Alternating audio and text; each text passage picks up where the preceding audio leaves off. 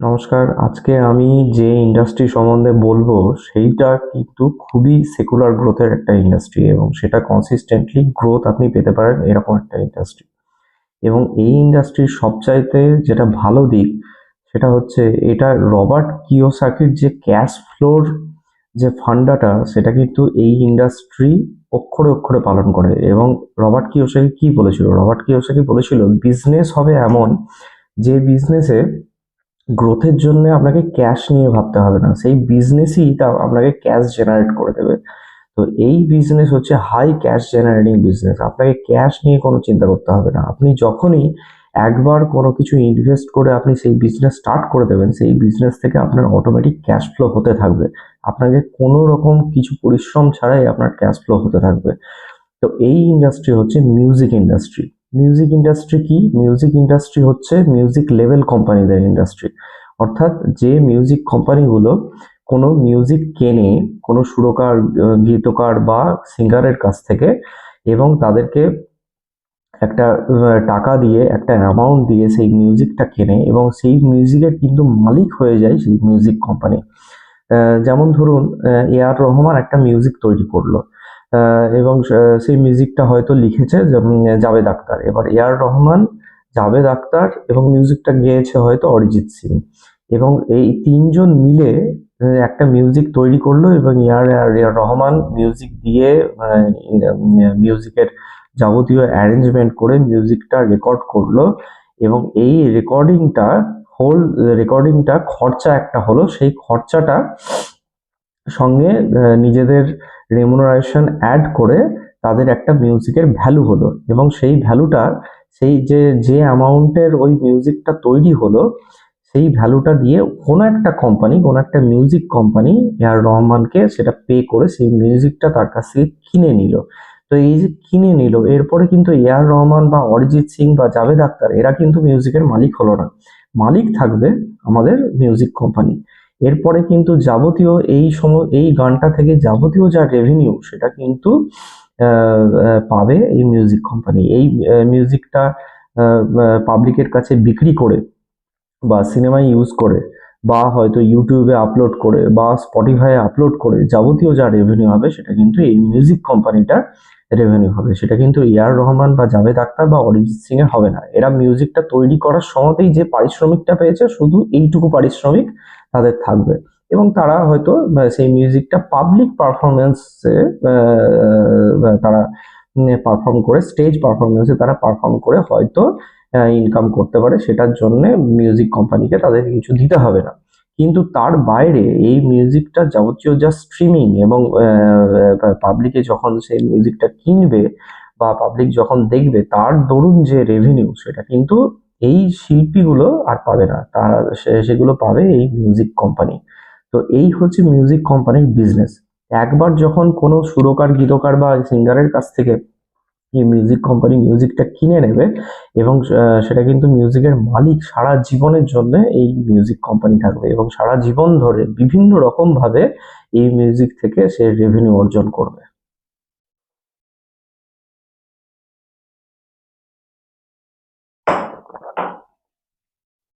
তো এই রকম মিউজিক কোম্পানি আপনারা সবাই জানেন। সারেগামাপার নাম শুনেছেন। সারেগামাপা, মোহাম্মদ রফি, কিশোর কুমার, যে সমস্ত পুরোনো দিনের মিউজিকগুলো সেগুলো সারেগামাপাই তৈরি করতো। এখনো সারেগামাপা অনেক মিউজিক প্রডিউস করছে ইদানিং। কিন্তু সারেগামাপার মেন যে মিউজিক ক্যাটালগ সেটা হচ্ছে 60s 80s এর।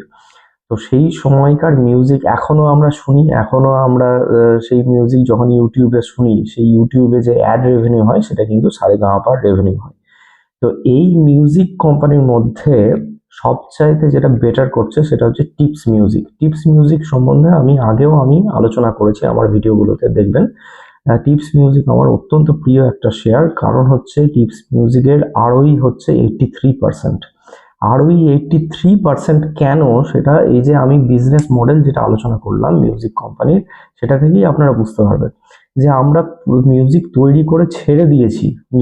টিপস মিউজিকের মেনলি হচ্ছে মিউজিক 90s থেকে 2005, মানে 1990 থেকে 2005 এই সময়তে টিপস মিউজিক অনেক মিউজিক তৈরি করেছে, এবং সেই মিউজিকটা তো তৈরি করতে তখনই যা খরচা হয়েছে সেটা তো তখন হয়ে গেছে। এবার সেইটার কিন্তু রেভিনিউ এখনো জেনারেট হচ্ছে এবং উত্তরোত্তর বৃদ্ধি পাচ্ছে। যেহেতু দেখবেন আমাদের এখন যারা চাকরি করি, আমরা চাকরিজীবী, তারা ম্যাক্সিমামই 90s আমরা জন্মেছি, এবং 90s সময় যে টিপস মিউজিকের হিট মিউজিকগুলো ছিল তা সেগুলো কিন্তু আমাদের খুবই প্রিয়, এবং এখন কিন্তু ইউটিউব বা স্পটিফাইয়ে সেই টিপস মিউজিকের সেই মিউজিকগুলো আমরা প্রচুর প্রচুর পরিমাণে শুনতে থাকি। সারেগামাপা যেহেতু 60s 80s এই টাইমে মিউজিক তৈরি করেছে, তাই সেই সময়কার যারা ইয়াং ছিল তারা এখন অনেকটা ওল্ড এজেড হয়ে গেছে, এবং তারা কিন্তু অতটা মিউজিক কনজিউম করে না। সুতরাং সারেগামাপার সেই কারণে ক্যাটালগ পুরনো হয়ে গেছে। সারেগামাপা সেই কারণে ওই পরিমাণে রেভিনিউ জেনারেট করতে পারে না যেটা টিপস মিউজিক করতে পারে। টিপস মিউজিকের যে ক্যাটালগ, অর্থাৎ 90s থেকে 2005, এইটার ম্যাক্সিমাম কনজাম্পশন এই সময় হচ্ছে, কারণ এই সময় 90s এর সময় যারা ইয়াং ছিল, যারা বাচ্চা ছিল, এবং যারা আমরা জন্মেছি, স্কুল কলেজে পড়েছি, তারা কিন্তু এখন চাকরি করছে, এবং সেই সব মিউজিক কনজিউম করে টিপস মিউজিকের গ্রোথ কিন্তু উত্তরোত্তর বৃদ্ধি পেয়ে যাচ্ছে। তো টিপস মিউজিকের মেন যেটা বিজনেস, এই যে পুরোনো 90s এর সময়কার যে গানটা সেটা তৈরি করে রেখে দিয়েছে, প্লাস ইদানিংও কিছু কিছু করে তারা সং প্রতি কোয়ার্টারেই নতুন নতুন করে রিলিজ করছে, নতুন নতুন করে তৈরি করছে। তো এইগুলো যখন টিপস মিউজিক তৈরি করার পরে কিভাবে রেভিনিউ করে, এখন তো আর ক্যাসেটস হয় না বা সিডি হয় না, এখন তারা অনলাইন স্ট্রিমিং প্ল্যাটফর্মে তারা আপলোড করে। কি কি স্ট্রিমিং প্ল্যাটফর্ম আছে? ইউটিউব আছে, স্পটিফাই আছে। ইউটিউবে যখন আপলোড করে, ইউটিউব থেকে মেনলি অ্যাড রেভিনিউ এর মাধ্যমে টিপস মিউজিক তার রেভিনিউ জেনারেট করতে পারে। এবং স্পটিফাই আছে, স্পটিফাইয়ে কিছুটা অ্যাড রেভিনিউ আছে, কিছুটা সাবস্ক্রিপশন বেস, এবং স্পটিফাইয়ের ম্যাক্সিমামটা হচ্ছে সাবস্ক্রিপশন বেসড রেভিনিউ। স্পটিফাই এমন একটা অ্যাপ, আপনি যখনই শুনবেন আপনাকে কিন্তু বারবার বলবে সাবস্ক্রাইব করো, সাবস্ক্রাইব করো, এবং সাবস্ক্রাইব করলে পরে সেই মিউজিক কোয়ালিটিও আপনি ভালো শুনতে পারবেন, এবং অ্যাড ছাড়া আনইন্টারাপ্টেডলি আপনি মিউজিক শুনতে পারবেন, এবং অনেক কিছু ফেসিলিটিস আছে সেইগুলো স্পটিফাই দিতে থাকবে। তো অনেকেই স্পটিফাই মিউজিক শোনে এবং সেটা সাবস্ক্রিপশন করে, এবং এই যে সাবস্ক্রিপশন, এটার গ্রোথ কিন্তু 40-50% সিএজিআর, অর্থাৎ প্রতি বছর 40-50% হারে সাবস্ক্রিপশন কিন্তু বাড়ছে। এই বছর যদি 100 জন স্পটিফাই অ্যাপে সাবস্ক্রাইব করে থাকে, পরের বছর কিন্তু সেটা 150 সাবস্ক্রিপশন হচ্ছে। তো এইটা কিন্তু উত্তরোত্তর বৃদ্ধি পাচ্ছে।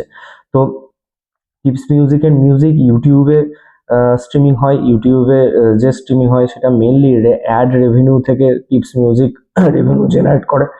স্পটিফাই যে মিউজিক আপলোড হয় সেই মিউজিকটা হয় অ্যাড রেভিনিউ থেকে, বা মেনলি সাবস্ক্রিপশন থেকে সেটা রেভিনিউ জেনারেট করে। এছাড়াও অন্যান্য যেগুলো মিউজিক অ্যাপ, গানা, তারপর হচ্ছে আপনার উইঙ্ক মিউজিক, এইগুলোতেও কিন্তু টিপস মিউজিকের মিউজিক ছড়ানো থাকে।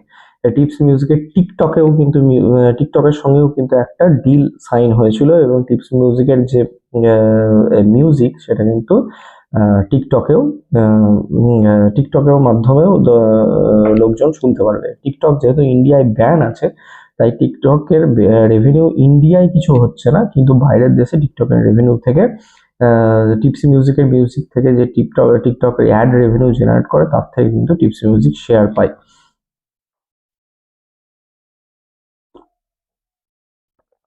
ইউটিউব, স্পটিফাই ছাড়া টিপস মিউজিকের অন্যান্য স্ট্রিমিং বলতে অ্যাপেল মিউজিক আছে। যাদের কাছে আইফোন আছে তারা অ্যাপেল মিউজিক সম্বন্ধে জানে। অ্যাপেল মিউজিক থেকে অ্যাড রেভিনিউ জেনারেট হয় টিপস মিউজিকের। আপনি অ্যাপেলের আইফোন দিয়ে যদি টিপসের কোনো মিউজিক শোনেন, কোনো গান শোনেন, তাহলে টিপস মিউজিকের কাছে কিন্তু রেভিনিউ জেনারেট হবে। এছাড়া গ্লোবালি টিপস মিউজিকের মিউজিক পার্টনার হচ্ছে ওয়ার্নার ব্রস মিউজিক কোম্পানি। তো ওয়ার্নার ব্রসের সঙ্গে কিন্তু টিপস মিউজিকের একটা এগ্রিমেন্ট সাইন হয়েছে, এবং গ্লোবালি টিপস মিউজিকের মিউজিক কিন্তু ওয়ার্নার ব্রস এটা করে, ওয়ার্নার ব্রস এটা ডিসপ্লে করে, এবং গ্লোবালি টিপস মিউজিকের মিউজিক স্ট্রিমিং করে, এবং গ্লোবাল স্ট্রিমিং এর জন্য যে রেভিনিউ জেনারেট হচ্ছে সেটার একটা পার্সেন্টেজ টিপস মিউজিককে শেয়ার করে। টিপস মিউজিক আমেরিকায় গিয়ে তো আর স্ট্রিমিং করতে পারবে না, তো আমেরিকার বা অন্যান্য দেশের ইউরোপের জন্য এই ওয়ার্নার মিউজিক কোম্পানি আছে। ওয়ার্নার মিউজিক কোম্পানি টিপস মিউজিকের মিউজিকটা সেখানে স্ট্রিমিং করে যে রেভিনিউ পায় তার থেকে টিপস মিউজিককে রেভিনিউ শেয়ার করে। এই যে টিপস মিউজিকের যে মানে আমি বললাম যে পুরোনো 90s এর সময়কার মিউজিক এবং কিছু নতুনকার সময়কার মিউজিক, এই দুটোর মধ্যে যে রেভিনিউ শেয়ারিং সেটা হচ্ছে 85-15%, অর্থাৎ টিপস মিউজিকের টোটাল যে রেভিনিউ তার আসে 85% 90s এর সময়কার মিউজিক থেকে, অর্থাৎ ওল্ড মিউজিক থেকে, এবং 15% আছে নতুন মিউজিক থেকে। তো সুতরাং বুঝতে পারছেন টিপস মিউজিক যদি একটাও মিউজিক নতুন না রিলিজ করে তাও কিন্তু টিপস মিউজিকের রেভিনিউ উত্তরোত্তর বৃদ্ধি পাবে, কারণ 85% অফ টিপস মিউজিক বিজনেস আছে আমাদের পুরোনো মিউজিক থেকে। তো এছাড়া টিপস মিউজিক কি করে, মানে এই মিউজিক স্ট্রিমিং কোম্পানিগুলো ছাড়াও টিপস মিউজিক এখন নতুন নিয়ম চালু হয়েছে, পাবলিক পারফরমেন্স রাইট পায়। পাবলিক পারফরমেন্স রাইট কি, যেমন ধরুন কোনো স্টেজ পারফরমেন্স করলো কোনো শিল্পী, ধরুন অরিজিৎ সিং টিপস মিউজিকের কোনো মিউজিক নিয়ে স্টেজে গান গাইলো, অরিজিৎ সিং এর যখন পারফরমেন্স হবে তখন কিছু সেটা যদি অরিজিৎ সিং নিজে গান না গায়, সেটা টিপস মিউজিকের অন্য কোনো মিউজিক, ধরুন অরিজিৎ সিং পারফর্ম করলো, সেটা কিন্তু টিপস মিউজিককে তার রেভিনিউ শেয়ার করতে হবে। তো এটা ভারত সরকারের নতুন নিয়ম হয়েছে ইন্টালেকচুয়াল প্রপার্টি রাইটস আরো সিকিউর করার জন্য। যেমন ধরুন ইন্টালেকচুয়াল প্রপার্টি রাইট কেন সিকিউর করা দরকার, ইন্টালেকচুয়াল প্রপার্টি রাইট বলতে এরকম মিউজিক বা কোনো বই, এ ধরনের যে প্রপার্টিগুলো আমাদের ইন্টেলিজেন্স থেকে আসে, আমাদের ইন্টেলেকচুয়াল যে প্রপার্টি, অর্থাৎ আমাদের মাথা থেকে যেগুলো বেরিয়ে যে প্রপার্টিগুলো তৈরি হয় এবং যেখান থেকে আমরা রেভিনিউ জেনারেট করতে পারি, সেগুলোকে ইন্টেলেকচুয়াল প্রপার্টি বলে। তো এইগুলো কিন্তু আগে এতটা রেস্ট্রিকশন ছিল না, আগে যে কেউ যে কোনো মিউজিক যখন তখন বাজাতে পারতো এবং তার থেকে রেভিনিউ করতে পারতো। এখন কিন্তু ভারত সরকার আরো স্ট্রিক্ট নিয়ম ফলো করাচ্ছে, যাতে সেই সব মিউজিকগুলো বা সেই সমস্ত ইন্টেলেকচুয়াল প্রপার্টিগুলো যখন তারা কমার্শিয়াল পারপাসে ইউজ করবে তার জন্য কিন্তু যে মেন কোম্পানি তাকে তারা রেভিনিউ শেয়ার করতে হবে। তো অরিজিৎ সিং যখন টিপস মিউজিকের কোনো গান স্টেজে পারফর্ম করবে তখন কিন্তু অরিজিৎ সিংকে বা অন্য কোনো সিঙ্গার, আমি অরিজিৎ সিং এর নাম করছি, তো তাকে কিন্তু টিপস মিউজিককে কিন্তু রেভিনিউ শেয়ার করতে হবে। তো এটাও কিন্তু টিপস মিউজিকের একটা রেভিনিউ শেয়ারিং এর একটা সোর্স, রেভিনিউ একটা সোর্স। টিপস মিউজিক যে কোম্পানিগুলো বললাম, ইউটিউব, স্পটিফাই, তারপরে ওয়ার্নার মিউজিক, তারপরে হচ্ছে আপনার Apple music, public performance right, এইগুলো হচ্ছে টিপস মিউজিকের রেভিনিউ জেনারেশনের একটা করে সোর্স, একটা করে আহ, এইগুলো থেকে টিপস মিউজিক তাদের রেভিনিউ জেনারেট করতে থাকে। তো সবচাইতে বেশি রেভিনিউ জেনারেট করে ইউটিউব থেকে। ইউটিউব থেকে 75% of total revenue tips music পেয়ে থাকে। অর্থাৎ ইউটিউব মেনলি কি, ইউটিউব মেনলি অ্যাড সোর্স থেকে, অর্থাৎ ইউটিউবে যে মিউজিকটা টিপস মিউজিক আপলোড করছে সেখানে অন্যান্য কোম্পানি অ্যাড দেয় এবং সেই অ্যাডের যে রেভিনিউ হয় সেখান থেকে টিপস মিউজিক তাদের রেভিনিউ পায়। তো এইটা থেকেই টিপস মিউজিকের 75% রেভিনিউ জেনারেট হয়। বাদ বাকি 25% এর মধ্যে আছে এই স্ট্রিমিং প্ল্যাটফর্ম, যেমন স্পটিফাই, তারপর হচ্ছে ওয়ার্নার মিউজিক, অ্যাপেল মিউজিক এবং পাবলিক পারফরমেন্স রাইট। স্পটিফাই থেকে টিপস মিউজিকের টোটাল রেভিনিউ এর 10% রেভিনিউ জেনারেট হয়। টিপস মিউজিকের টোটাল 25 ল্যাঙ্গুয়েজে 34,000 গান আছে। টোটাল ওই 90s থেকে 2005 এর সময় প্রচুর গান বেরিয়েছিল এবং প্রতি বছরও এখনো প্রতি কোয়ার্টারে টিপস মিউজিক নতুন নতুন মিউজিক রিলিজ করছে নতুন নতুন শিল্পীদের নিয়ে, এবং সব মিলিয়ে এখন 25 ল্যাঙ্গুয়েজে টোটাল 34,000 গান আছে। এবং টিপস মিউজিক শুধু হিন্দি গান বানায় না, তামিল, তেলেগু, মালায়ালাম, গুজরাটি সব গান কিন্তু টিপস মিউজিকের আছে। এবং আমি তো তেলেগু, যখন আমি দেখছিলাম টিপস তেলেগু ইউটিউবে, এই টিপস তেলেগুতে কিন্তু খুব বড় বড় হিট আছে। যেমন PS1, মানে যেটা পন্নিয়ান সিলেভাম যে সিনেমাটা বেরিয়েছিল, সেটা কিন্তু টিপস মিউজিকের মিউজিক ছিল। তো এই বড় বড় ব্যানারে সাউথ ইন্ডিয়ায় টিপস মিউজিক মিউজিক লেভেলের কোম্পানি হিসেবে মিউজিক প্রডিউস করেছে। সুতরাং সেইগুলো কিন্তু টিপস মিউজিকের একটা অ্যাডের রেভিনিউ এর একটা বড় সোর্স। দেখুন মিউজিক ইন্ডাস্ট্রি এখন 13 থেকে 14% CAGR হারে গ্রো করছে, মানে টোটাল যে মিউজিক ইন্ডাস্ট্রি ইন্ডিয়ার। এবং টিপস মিউজিক লাস্ট 5 বছরে রেভিনিউ গ্রো করেছে 36% CAGR হারে। তাহলে ওটা মিউজিক ইন্ডাস্ট্রি গ্রো করছে 14%, আর টিপস মিউজিক গ্রো করছে 36% revenue, in terms of revenue. তাহলে কি হচ্ছে, মানে টোটাল মিউজিক যে গ্রোথ, তার থেকে টিপস মিউজিকের গ্রোথ কিন্তু প্রায় 3 গুণ, অর্থাৎ 3 গুণ হারে টিপস মিউজিক কিন্তু অন্যান্য কোম্পানির থেকে মার্কেট শেয়ার ক্যাপচার করছে। তাদের মার্কেট শেয়ার কিন্তু নিয়ে নিচ্ছে, যেমন সারেগামাপার মার্কেট শেয়ার নিচ্ছে বা অন্যান্য মিউজিক কোম্পানির মার্কেট শেয়ার নিচ্ছে। সবচাইতে বড় মিউজিক কোম্পানি ইন্ডিয়ার মধ্যে কিন্তু আছে আমাদের টি সিরিজ। টি সিরিজ লিস্টেড নয়, টি সিরিজকে আমরা কিনতে পারবো না কোনো স্টক মার্কেট থেকে।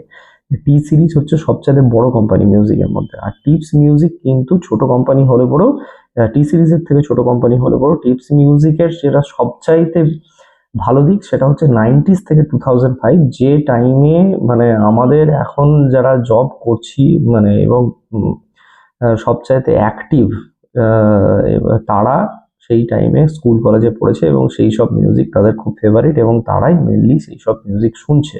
এবং সেই সুতরাং টিপস মিউজিকের ক্ষেত্রে এইটাই সবচাইতে একটা আমাদের নিশ, এটাই সবচাইতে ভালো দিক। অন্যান্য টি সিরিজের ক্ষেত্রে কিন্তু ওই 90s থেকে 2005 এর মধ্যে অত হিট নেই যেটা টিপসের আছে। সুতরাং টিপসের গ্রোথ সেই কারণে অনেক বেশি। এই রিসেন্ট Q3 FY26 এর টিপসের রেজাল্ট বেরিয়ে গেছে।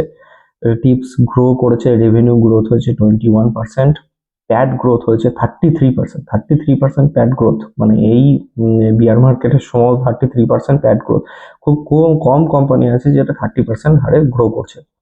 এটা কিন্তু করেছে ইয়ার ওভার ইয়ার। টোটাল 9 মান্থে টিপসের এখন 17 হয়েছে, মানে 17% রেভিনিউ গ্রোথ এবং 17% প্যাট গ্রোথ। এবং টিপসের যেটা গাইডেন্স যে at the end of FY26, অর্থাৎ 31শে মার্চ 2026 এর মধ্যে টিপসের রেভিনিউ গ্রোথ হবে 20% এবং প্রফিট গ্রোথ 25 থেকে 30% থাকতে পারে। তো এইটা টিপসের একটা গাইডলাইন। এবং পরের বছরও টিপস বলেছে যে আমার রেভিনিউ এবং প্রফিট গ্রোথ 20% তো থাকবেই এবং প্রফিট গ্রোথটা 25 থেকে 30% হতে পারে। তো টিপস দেখুন ভালো, এত ভালো গ্রো করছে, তাও কিন্তু শেয়ার অনেক ফল করেছে।